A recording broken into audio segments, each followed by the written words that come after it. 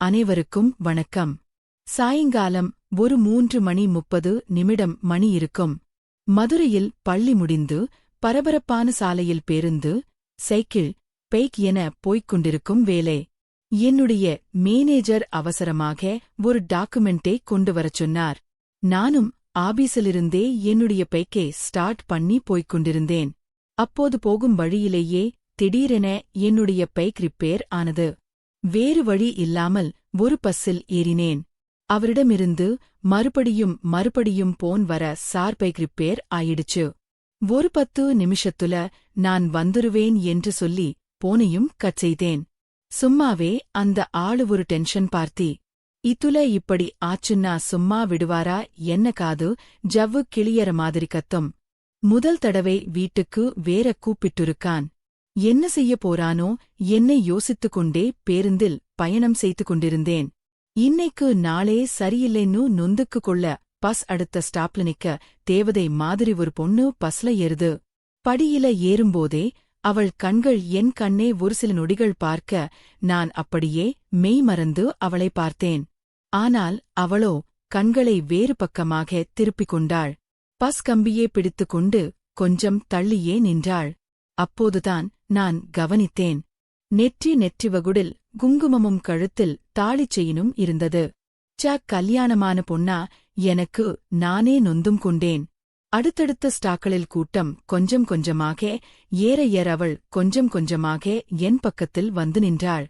நம்மால் ரசிக்கத்தான் முடியாது. அட்லீஸ்ட் ரசிக்கலாமே என என் பக்கம் இருக்கும் அவளை ரசிக்க நான் ஆரம்பித்தேன். சும்மா சொல்லக்கூடாது. ஒரு 5.5 அடி நீளம், உயரம் கொஞ்சம் மாநிறம், ஒரு பவர்புல்லான கண்கள், நல்ல நீளமான முடி. நம்ம மதுரை பொண்ணுங்களுக்கே புரிதானே அந்த அழகான சின்ன மூக்குத்தி, கொஞ்சமான மேக்கப், கழுத்துல ஒரு தாலி செயின், அப்புறம் இன்னொரு செயின் எடுப்பான ஒரு சேலை, அதுவும் ரொம்ப நல்ல, கொஞ்சம் கூட இடுப்பு தெரியல. கால்ல சலங்கே போல ஒரு கொலுசு. கண்டிப்பா புதுசா கல்யாணமான பொண்ணாதான் இருக்கும் என்று நானும் நினைத்துக்கொண்டேன். சோ எவனுக்கு கொடுத்து வச்சிருக்கோம்னு எனக்கு நானே நொந்து கொண்டிருக்கும்போது அவளுடைய கண்கள் ஒரு தீயே போல ஒரு பார்வை. அந்த பக்கம் இருந்தவனை முறைக்க என்ன என்று நானும் எட்டி பார்க்க பயங்கர கோபம். ஒரு 40 வயது மடிப்புள்ள ஒருவன் அவளிடம் சில்மிஷயம் பண்ணடிரே பண்ணிக்கிட்டிருந்தான். எனக்கோ சரியான கோபம் வந்துவிட்டது. நான் அவரிடம் கொஞ்சம் இந்த பக்கம் வாங்க, நான் பார்த்துக்கிறேன் சொல்ல, மறுபடியும் என்னே அவள் பார்த்தபடி இந்த பக்கமும் வந்தாள். நான் அவன் பக்கம் போனதுமே அவன் கொஞ்சம் பயத்தில் நின்றான். மெல்ல அவனுடைய விரலை பிடித்து மடக்கினேன். அவனோ வலியில் துடித்தாலும் சத்தமோ கோபமோ பட முடியாமல் இருந்தான். சார் விட்டுருங்க சார், இனி இந்த மாதிரி பண்ண மாட்டேன் சார். ப்ளீஸ் சார், யாராவது பார்த்தா மானமே போயிடும். விட்டுருங்க சார் என கெஞ்சினான். இனி எங்காவது இப்படி நீ பண்றத பார்த்தேன் என்று யாருக்குமே கேட்காதபடி அவனை கண்டித்து அங்கிருந்து அனுப்பினேன்.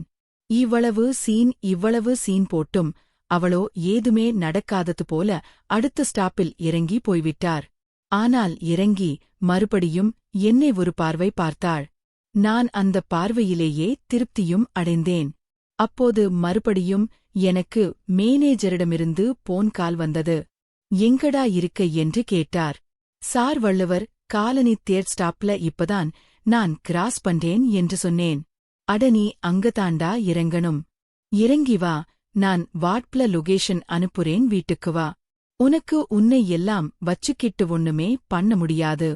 இடியட் என்று சொல்லி போனையும் கட் செய்தார். அந்த நேரம் பஸ் கொஞ்சம் ஸ்டார்ட் ஆகஸ்டு ரன்னிங்கில். நான் இறங்கி அவர் அனுப்பிய லொகேஷனை பார்த்து சரியாக அவரது வீட்டையும் கண்டுபிடித்து காலின் பெல்லையும் அழுத்தினேன். கதவை திறக்கும் சத்தம் கேட்டது. அவர்தான் என நான் நினைத்துக் கொண்டிருந்தேன். கதவை பார்த்தபடியே நானும் நின்று கொண்டிருக்க கதவும் திறந்தது. அதிர்ச்சியுடன் பார்த்தேன். வேறு யாரும் இல்லை, பஸ்ஸில் பார்த்த அதே பொண்ணுதான். அவளுக்கும் அதே அதிர்ச்சிதான். யாருமா அது? சுதந்தானே என்று உள்ளே இருந்தே குரல் கேட்டது. சார், நான்தான் சார் என்று உள்ளே அவளைத் தாண்டி நானும் சென்றேன். சாரி சார், பைக் ரிப்பேர் ஆச்சு, அதான் லேட் ஆயிடுச்சு என்று நான் சொன்னேன். நீ எல்லாம் கரை டைமுக்கு வந்தாதாண்டா ஆச்சரியமா பார்க்கணும். உன்னை எல்லாம் வச்சு ஒண்ணுமே பண்ண முடியாது. ஆளு மட்டும் 6 அடிக்கு மேல இருந்தா என்ன புண்ணியம்? அறிவோ இருக்கணும்ல என கண்டபடி திட்டினார். ஆஹா, அந்த பொண்ணு முன்னாடியே இப்படி கேவலப்படுத்துறானே என நானும் நினைத்துக் கொண்டேன். அவ பக்கம் திரும்பாம சும்மா வீட்டை சுத்தி பார்த்துக்கிட்டே நானும் இருந்தேன். அப்போது வீட்டுக்குள் உள்ள இருந்து ஒரு குட்டி பையன், ஒரு 3 வயசு இருக்கும். அப்பா அப்பா அப்படின்னு ஓடி வந்தான். அப்பா வேலையில இருக்கேண்டா, உள்ள போய் விளையாடு. ஏய் இந்தவா, என்னடி பார்த்துக்கிட்டு இருக்க? இவனை உள்ள தூக்கிட்டு போ என தன்னுடைய மனைவியையும் கத்தினார். விளங்குன மாதிரிதான் சின்ன பையன் கிட்ட கூட இப்படித்தான் இருப்பான் போல. சிடுமூஞ்சி என நான் நினைத்து கொண்டேன். சரி சார், நான் கிளம்புறேன். பைக் ரோட்ல வேற போட்டுட்டு வந்துட்டேன். போய் அதை சரி பண்ணிட்டு ஆபீஸ் வர போறேன் என்று சொல்லிட்டு நானும் கிளம்பினேன். கிளம்பும் போதும் அவள் வந்து மெயின் கதவை லாக் செய்தாள். மறுபடியும் அவள் மந்திர கண்களை பார்த்துவிட்டு அங்கிருந்து நானும் கிளம்பினேன். இவர்தான் என்னுடைய புது மேனேஜர். என் கம்பெனில சேர்ந்து 2 மாசம்தான் ஆகுது. ஆளு சரியான சிடுமூஞ்சி. ஆனா அந்த ஆடு பேசியது கொஞ்சம் கூட என் மனசுல இல்ல. மனசு முழுவதுமே அவருடைய பொண்டாட்டிதான். அப்படியே நாட்களும் செல்ல, வாரத்திற்கு 1 அல்லது 2 முறை அவர் வீட்டுக்கு செல்வது வழக்கமாக மாறியது. போகும்போதெல்லாம் அவளை கண்களாலேயே நான் கற்பழிப்பது வழக்கம். 1 மாதத்திற்குப் பின் என் மொபைலுக்கு ஒரு வாட்ஸ் மெசேஜ் வந்தது. தேங்க்ஸ் அன்சாரி என்று. யாருடா இது, புது நம்பரா என்று இருக்கு என்று யோசித்தேன். ஹலோ, யாருங்க இது என்று நானும் கேட்டேன். எல்லாம் உனக்கு தெரிஞ்ச ஆளுங்கதான், அன்னைக்கு பஸ்ல எனக்கு ஹெல்ப் பண்ணதற்கு தேங்க்ஸ். உங்ககிட்ட ஒரு தேங்க்ஸ் கூட சொல்லாததற்கு சாரி என்று பதில் அனுப்பியிருந்தாள். மகிழ்ச்சியில் எனக்கு துள்ளிக் குடிக்கணும் போல் இருந்தது. ஆனால் முன்னாடி கேபினில் அவருடைய புருஷன், அதாவது என்னுடைய மேனேஜர்தான் உட்கார்ந்து வேலை செய்து கொண்டிருந்தான். ஏய் நீங்களா, சத்தியமா நம்ப முடியலங்க. வீட்ல வரும்போது நிமிர்ந்து கூட என்னை பார்க்க மாட்டீங்க. எப்படிங்க மெசேஜ் எல்லாம் பண்றீங்கன்னு நான் கேட்டேன். அதான் அங்க முடியலன்னு நான் உங்க நம்பரை கண்டுபிடிச்சு இப்ப மெசேஜ் பண்றேன். ஏன் நான் மெசேஜ் எல்லாம் பண்ண வேண்டாமா என கேட்டார். ஐயையோ, அப்படி எல்லாம் இல்லைங்க. சாரி, என்னால நம்பவே முடியல. அதான் நான் திரும்ப கேட்டேன். ஆனா உங்க புருஷனுக்கு தெரியாம பாத்துக்கங்க, அப்புறம் என் வேலையே போயிடும்னு நான் சொன்னேன். அதுக்கு அவளோ, ஹலோ, நீங்க தெரியாம பாத்துக்கங்க, உங்களுக்காவது வேலைதான் போகும், எனக்கு என் வாழ்க்கையே போயிடும்னு சொன்னான். அதெல்லாம் தெரியாதுங்க, என்ன நம்பலாம், நான் பாத்துப்பேன்னு சொன்னேன். நம்புறதால தாங்க, நானே தைரியமா உங்ககிட்ட பேசுறேன்னு சொன்னான். ரொம்ப தேங்க்ஸ்ங்க. அப்புறம் என் பேரு சுதன்ங்க. அதான் நல்லா தெரியுமே என்று சொன்னாள். ஆனா எனக்கு உங்க பேரு தெரியாதுங்க என்று சொன்னேன். என் பெயர் ரதிதேவி என்று சொன்னாள். பிறக்கும்போதே கண்டுபிடிச்சு வச்சிருப்பாங்க போல. செம பேருதாங்க அப்படின்னு நானும் சொன்னேன். இப்படியே எங்களுடைய சாட் நாளுக்கு நாள் ரொம்ப நெருக்கமான உறவாக மாறியது. கடைசியில் நாங்கள் எதிர்பார்த்த அங்க நாளும் வந்தது. ஆம், அன்று அவள் என்னை அவருடைய வீட்டுக்கு அழைத்திருந்தார். காலையில் சாலல் மலையில் நனைந்து கொண்டு சரியாக ஒரு 9 மணிக்கு அவருடைய வீட்டிற்கு சென்று காலின் வெள்ளையடித்தேன். அப்போது மேனேஜர் ஒருவேளை விஷயமாக வெளியூர் சென்றிருந்தாள். அன்று ஞாயிற்றுக்கிழமை வர விடுமுறைதான். அதனால் என்னை அவருடைய வீட்டுக்கு அழைத்திருந்தாள். நானும் அவளுடைய வீட்டுக்கு போயிருந்தேன். எனக்காக காத்திருந்த அவளோ அழகான சிவப்பு கலர் சேலை உடுத்தி ஒரு ரோஜா பூ போல இருந்தாள். உள்ளே சென்றவுடனே, ஏய் என்னடா மலையில நனைஞ்சிட்டியா? எனதான் உடுத்திருந்த சேலை முந்தானையைக் கொண்டே என் தலையை துவட்டவர நானும் அப்படியே அவளை சுவற்றில் சாய்த்து முகமெல்லாம் முத்தமிட்டு அவளை பேசவிடாமல் அவளுடைய இதழ்களையும் சுவைக்க ஆரம்பித்தேன். அவளும் எனக்கு ஈடு கொடுத்து என் இதழ்களை சுவைக்க ஒரு 5 நிமிடம் இடைவிடாமல் இருவரது எச்சிலையும் பரிமாற நாக்கு இரண்டும் சண்டை போட்டுக்கொண்டு மூச்சு முட்ட முத்தமிட்டம். 5 நிமிடம் முடிந்த 5 நிமிடம் முத்தப்போர் முடிய மூச்சு வாங்க என்னை பார்த்தாள். உனக்காக அழகாக நான் மேக்கப் போட்டு புது புடவை எல்லாம் கட்டியிருந்தா அதை கொஞ்சம் கூட கவனிக்காம வந்ததுமே உன் வேலையே ஆரம்பிச்சட்டியா என கேட்டார். அவள் பேச்சை காதில் வாங்கிக் கொண்டு அவரது கழுத்து முழுவதும் முத்தமிட எப்படியும் எல்லாத்தையும் கலடதானடி போறேன், மேக்கப்பே கலைக்கத்தானடி போறேன் என்று சொல்லி அவளை பார்த்து கண்ணடித்தேன். பொறுக்கி பொறுக்கி என திட்டினார். ஆமா ஆமா, முழுசா உன்ன பொறுக்க தாண்டி நான் இங்க வந்திருக்கேன் என்று சொன்னேன். அப்படியே அவளை அழைத்துக் கொண்டு பெட்ரூமுக்கு சென்றேன். படுக்கை அடைக்கு சென்ற பிறகு நான் எதற்காக இங்கு வந்தேனோ, அவள் எதற்காக என்னை இங்கு அழைத்தாலோ அது எங்களுக்குள் சந்தோஷமாக நடந்தது. அந்த நாளிலிருந்தே எங்களுக்குள் நெருக்கமும் அதிகமானது. என் மேனேஜரோ வேலை வேலை என அவர் ரதியை கண்டுக்கவே இல்லை. அதனால்தான் ரதி என்னை அவருடைய வீட்டுக்கு அழைத்து உல்லாசமாக இருக்க ஆரம்பித்தாள். என் மேனேஜரை பொறுத்தவரை எனக்கு ஒரு குழந்தை பிறந்துவிட்டது. நான் இப்போது ஆண்மகன் ஆகிவிட்டேன். அதனால் நான் இனி என்னுடைய வேலையில் முழு கவனத்தை செலுத்தி கம்பெனிக்கு விசுவாசமாக இருந்து அதிகமான ப்ரமோஷனை வாங்கி அதிக பணத்தை சம்பாதித்து வாழ்க்கையில் பெரிய அளவில் செட்டில் ஆகஸ்ட் வேண்டும் என்ற எண்ணம்தான் அவருக்கு இருந்தது. அதனால் அவர் ரதியை கண்டுகொள்வதே இல்லை. தான் அதிகமாக சம்பாதிப்பதால் தன்னுடைய மனைவியையும் அவர் கட்டுப்பாட்டில் வைத்திருப்பதாகவும் அவருக்கு ஒரு நினைப்போ. ஆனால் ரதியோ உடல் தேவை, ரதிக்கோ உடல் தேவை இருந்ததால் அடிக்கடி நானும் அவளுடைய வீட்டுக்கு செல்வதால் என் மீது அவளுக்கு மோகம் ஏற்பட்டு என்னை தற்போது அவர் இல்லாத நேரத்தில் வீட்டுக்கு அழைத்திருந்தாள். எனக்கும் ஆரம்பத்திலிருந்தே அவள் மீது ஆசை இருந்தது. அதனால் நானும் அவளுடைய வீட்டுக்கு அழைத்த உடனே சென்று அவளோடு தனிமையில் இருக்க ஆரம்பித்தேன். அந்த நாள் முதல் எங்களுக்குள் நெருக்கம் அதிகமானது. அதன் பிறகு எப்போதெல்லாம் மேனேஜர் வெளியூருக்கு செல்கிறாரோ அப்போதெல்லாம் நானும் ரதியும் உல்லாசமாக இருப்பதையே வழக்கமாக்கிக் கொண்டோம். இப்படியே எங்களுக்குள் நெருக்கம் அதிகமாக நாங்களும் அடிக்கடி தனிமையில் சந்தித்து உல்லாசம் அனுபவித்து வந்தோம். மற்ற நேரங்களில் வாட்டில் சாட் செய்தும் எங்களுடைய தகாத உறவை வளர்த்து வந்தோம். அப்படித்தான் ஒருநாள் வழக்கம் போல என்னுடைய மேனேஜர் வெளியூர் செல்ல காலை ஒரு 5 மணி இருக்கும். என்னுடைய மேனேஜர் வெளியே சென்று விடுவார். நீ கம்பெனிக்கு செல்வதற்கு முன்பே என்னுடைய வீட்டிற்கு வா, நாம் இருவரும் உல்லாசமாக இருக்கலாம். அதன் பிறகு நீ என்னுடைய வீட்டிலிருந்தே உன்னுடைய கம்பெனிக்கு செல் என ரதி எனக்கு ஒரு நாள் முன்னாடியே எனக்கு தகவல் கொடுத்தும் இருந்தாள். நானும் அடிக்கடி செல்வது வழக்கம்தானே, அதனால் எதை பற்றியும் நான் யோசிக்கவில்லை. நானும் சரி வருகிறேன் என சொல்லிவிட்டேன். சொன்னது போலவே என்னுடைய மேனேஜரும் காலையில் வெளியூர் செல்வதற்காக 5 மணிக்கு அவர் வீட்டிலிருந்து கிளம்பிவிட்டார். அப்போது ரதியும் அவருடைய குழந்தையும் தூங்குவதால் அவர்களை எழுப்ப வேண்டாம் என அவரிடம் இருந்த இன்னொரு ஸ்பேர்கி மூலமாக வீட்டை பூட்டிவிட்டு அவர் சென்றுவிட்டார். அவர் செல்லும்போது அவருடைய காரை வீட்டில்தான் வைத்துவிட்டு சென்றிருந்தார். அதன் பிறகு ரதி எனக்கு போன் செய்து என் கணவன் சென்றுவிட்டார். நீங்கள் வீட்டுக்கு வாருங்கள் என என்னை கூப்பிட்டிருந்தார். நானும் உடனடியாக ரதியுடைய வீட்டிற்கு சென்றேன்.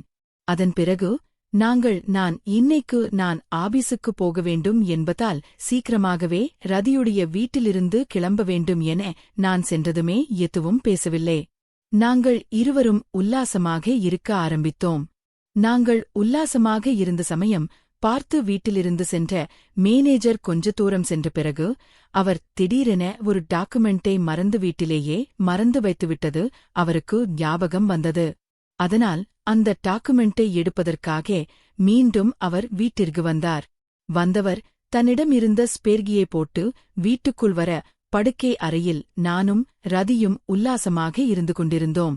அந்த சமயம் பார்த்து மேனேஜர் ரூமுக்கு வர நாங்கள் இருவரும் இருந்த கோலத்தை பார்த்து அதிர்ச்சியானார்.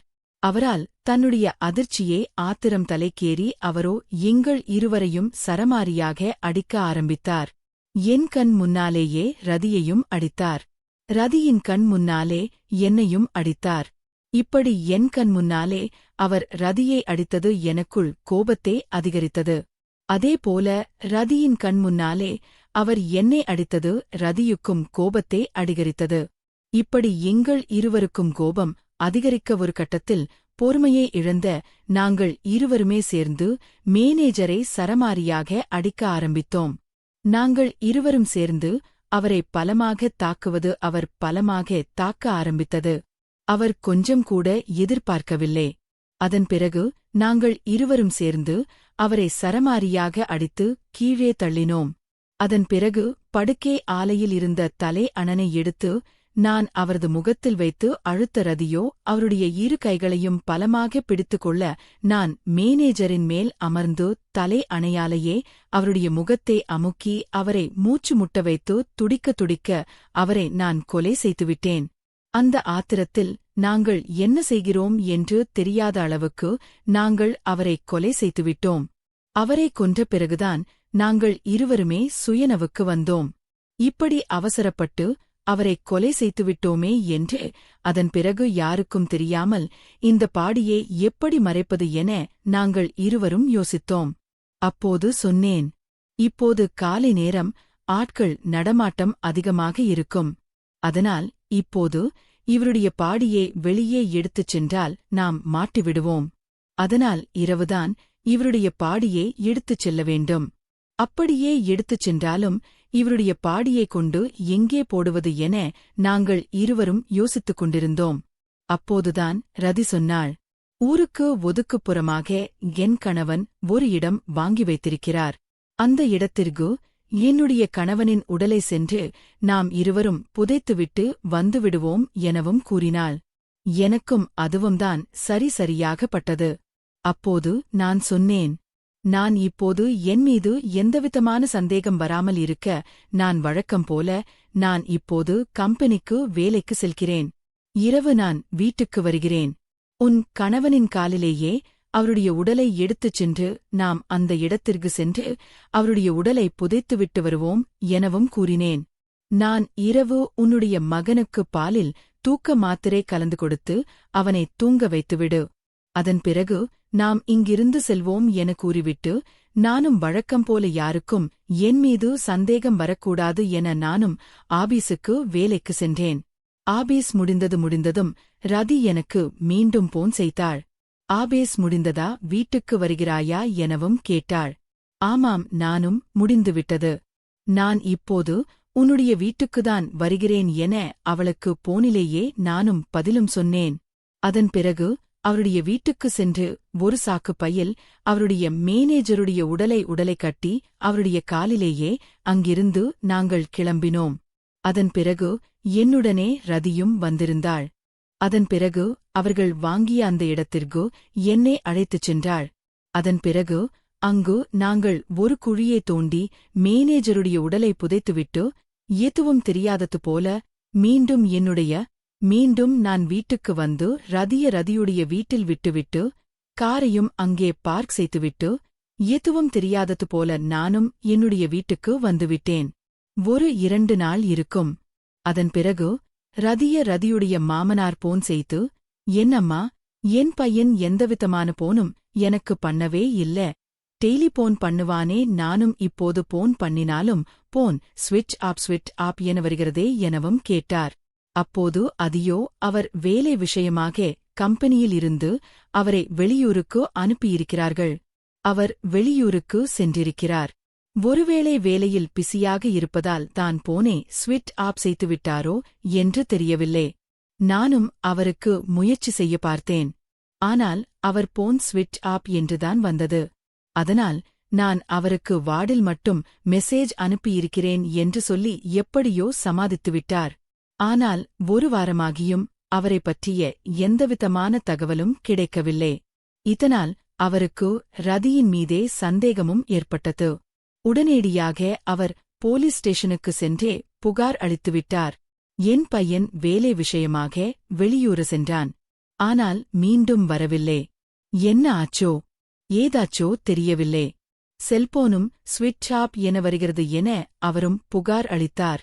அதன் பிறகு இந்த புகாரின் அடிப்படையில் போலீசார் ரதியுடைய வீட்டிற்கு வந்து அவரிடம் விசாரணை மேற்கொண்டார்கள். அப்போது ரதியோ அவர் சென்று 1 வாரம் ஆகிவிட்டது என கூற 1 வாரமாகியும் நரமாகியும் நீங்கள் ஏன் வந்து புகார் அளிக்கவில்லை என கேட்டார்கள். என் மாமனார்தான் புகார் அளிப்பதாக சொன்னார்.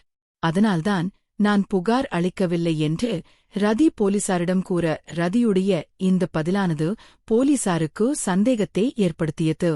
அதன் பிறகு போலீசார் ரதியுடைய செல்போன் நம்பரை வாங்கிச் சென்று அதனை ஆய்வும் செய்தனர். அதே சமயம் அவர் சென்ற அன்று என்ன நடந்தது என தெரிந்து கொள்ள பக்கத்து வீட்டில் பொருத்தப்பட்டிருந்த சிசிடிவி காட்சிகளையும் கைப்பற்றி போலீசார் ஆய்வு செய்தனர். போலீசார் சிசிடிவி காட்சிகளை கைப்பற்றிவிட்டார்கள். ரதியுடைய செல்போனையும் ஆய்வு செய்கிறார்கள் என தெரிந்தவுடனே எனக்கு பேர் அதிர்ச்சியாக இருந்தது. அப்படி என்றால் கிட்டத்தட்ட நாம் மாட்டிவிட்டோம் என்பது எனக்கும் உறுதியாகிவிட்டது. நான் நினைத்தது போலதான் நடந்தது. போலீசாரும் பக்கத்து வீட்டில் இருந்த சிசிடிவி காட்சிகளை கைப்பற்றி ஆய்வு செய்தபோது சரியாக காலை 5 மணிக்கு மேனேஜர் வீட்டிலிருந்து சென்ற காட்சிகளும் அதன் பிறகு நான் வீட்டுக்கு சென்ற காட்சிகளும் நான் சென்ற கொஞ்ச நேரத்திலேயே மேனேஜர் மறுபடியும் வீட்டுக்கு வந்த காட்சிகளும் அதில் பதிவாகியிருந்தது. ஆனால் அதன் பிறகு மேனேஜர் வீட்டிலிருந்து வெளியே வரவில்லை என்பதும் சிசிடிவி காட்சிகள் மூலமாக போலீசார் உறுதிப்படுத்தினர். ஆனால் நான் மட்டும் அங்கிருந்து கிளம்பியதும் அதில் பதிவாகியிருந்தது. இப்படி அந்த சிசிடிவி காட்சியை பார்த்ததுமே போலீசார் கிட்டத்தட்ட என்ன நடந்தது என்பதை புரிந்து கொண்டனர். அது மட்டுமல்ல, ரதியுடைய செல்போன் நம்பரை பற்றி போலீசார் ஆய்வு செய்யும்போது ரதி எனக்கு அடிக்கடி போன் செய்திருந்ததும் நானும் அவளும் அடிக்கடி வாட்டில் பேசியிருந்ததும் வாட் வீடியோ கால் பேசியிருந்ததும் அது மட்டுமல்ல, சம்பவத்தன்று ரதி காலையிலேயே எனக்கு போன் செய்ததும் மாலையும் எனக்கு போன் செய்ததும் அது மட்டுமில்ல, எங்கள் இருவருடைய போனும் எந்தெந்த லொகேஷனுக்கு எல்லாம் சென்றது என்று வரை போலீசார் அனைத்தையும் கண்டுபிடித்துவிட்டனர். அதன் பிறகு போலீசார் இந்த சிசிடிவி காட்சிகளையும் வைத்தும் அவர்கள் கலெக்ட் பண்ண இந்த டேட்டாவை வைத்தும் ரதியை காவல் நிலையத்துக்கு அழைத்து சென்று தங்களுடைய பாணியில் கிடுக்குப்பிடி விசாரணை மேற்கொள்ள பயந்து போன ரதியோ அனைத்து உண்மைகளையும் ஒத்துக்கொண்டாள். அவள் அளித்த வாக்குமூலத்தின் அடிப்படையில் போலீசார் என்னையும் கைது செய்தனர். அதன் பிறகு நாங்கள் இருவரும் சேர்ந்து குற்றத்தை ஒப்புக்கொள்ள எங்கள் இருவர் மீதும் கொலை வழக்கு பதிவு செய்து சிறையில் அடைத்துவிட்டனர். மேனேஜரின் மனைவியின் மீது ஆசைப்பட்டதால் தற்போது நான் சிறையில் கம்பி எண்ணிக் கொண்டிருக்கின்றேன். என்னைப் போல நீங்களும் அடுத்தவனுடைய மனைவியின் மீது ஆசைப்படாதீர்கள்.